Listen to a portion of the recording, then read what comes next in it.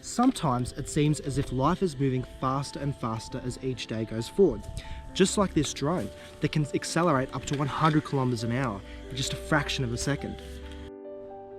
With regards to teaching, it is important now more than ever that students are given the best possible chance to thrive and learn in an environment that doesn't leave any students behind. I believe that my teaching philosophy is rooted in the belief that education is a holistic process that extends beyond the mere transmission of knowledge. It is a transformative journey that encompasses the intellectual, social, emotional, and ethical growth of students. Central to my approach are the principles of role modelling and nurturing, which create a positive and inclusive learning environment that empowers students to reach their full potential. When I think about the relationship I want to have with my students, I know that I don't want to be just that stereotypical teacher that is just there solely to throw information at students and let them work the rest out themselves. I don't want my classroom to be a place where functionalism prevails and where social and mythical norms still have power, and where academic success takes precedence over developing genuine and authentic relationships with students. This narrow scope of education leads to social reproduction and can be damaging and limiting to the development of students. My educational philosophy centres around the belief that education is not just about the transfer of knowledge, but also about fostering personal growth and development in students. As a teacher, I strive to create a holistic learning environment that emphasises not only academic success, but also emotional, social and ethical growth. A place where we can break down the barriers of socialisation and the overt, obvious, and covert, less obvious, ways in which this happens, and employ a post-structuralism ideology of teaching. My educational philosophy aligns to that of John Dewey, who believed in experimental student-centred learning that emphasises the importance of practical problem solving and active participation in learning. He also believed that education should focus on the development of the whole person and should be grounded in real-world experiences.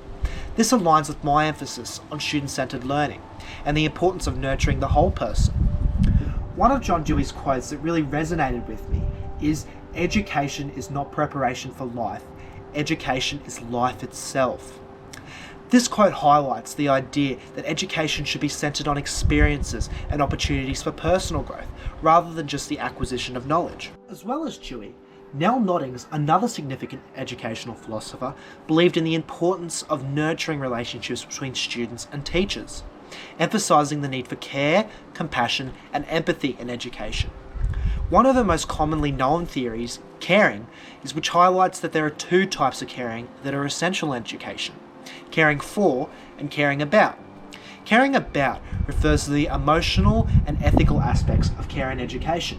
This involves fostering a sense of empathy and compassion in students, encouraging them to care about themselves, others, and the world around them. And caring for refers to the practical aspect of care in education. This involves providing for the physical, emotional, and social needs of students, ensuring that they have a safe and supportive learning environment. Noddings believed that education should focus on the development of the whole person, including the emotional and ethical growth. Noddings' beliefs and pedagogies are taught with care, responsibility, and integrity. Her teachings align with my emphasis on role modelling and nurturing education. And one of her quotes that really resonated with me and aligns with my educational philosophy is, "Caring about persons, the more able and the less able serving each other, is the rock upon which a good society is built." This quote emphasises the importance of caring relationships in education and how they contribute to the development of students and really a better society as a whole.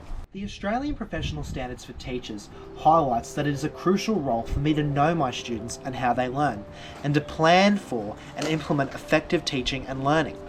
It is important for me to know each and every student, know their interests and their strengths and weaknesses when it comes to learning, and plan and implement tailored lessons for each student. This in turn will enable me to become the best possible teacher I can be and bring out my students' best inner selves.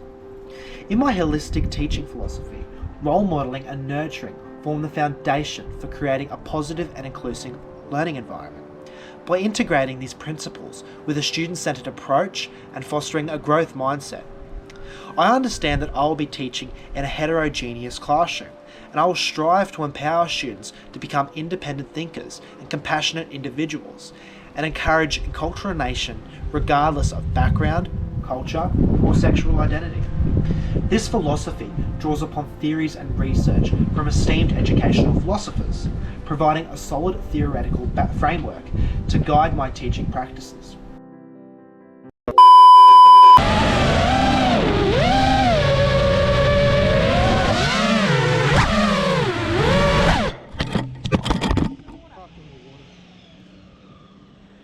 And on the lens too. Why don't you bring it closer to you? I don't know. Just check that.